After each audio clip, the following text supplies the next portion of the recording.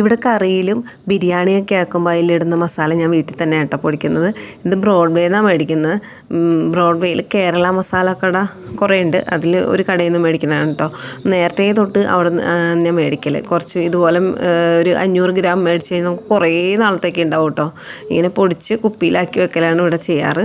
അതിന് ഒരുവിധം എല്ലാ മസാല, ജാതിക്കയുടെ കുരു വരെ ഉണ്ടാവും. നേരത്തെയൊക്കെ ഒരു 2-3 ഉണ്ടാവാറുണ്ട്. ഇപ്പോൾ ഒരെണ്ണമൊക്കെ കിട്ടലുള്ളൂ. അത് ഇടല്ല, ഞാൻ അതിൻ്റെ തൊലി ഇടും കേട്ടോ. അപ്പോൾ വയറിനും പ്രശ്നം ഉണ്ടാവില്ല. പിന്നെ വഴന ഇല എന്നാണ് ഇവിടെ പറയലതിന്. പിന്നെ ഗ്രാമ്പു, കറുകപ്പട്ട, അങ്ങനെ കുരുമുളക്, പെരിഞ്ചീരകം, അങ്ങനെ എല്ലാ മസാലയുടെ എല്ലാ ഐറ്റംസും ഉണ്ടാവും കേട്ടോ. ചുക്ക് വരെ ഉണ്ടാവും കേട്ടോ ഇതിൽ.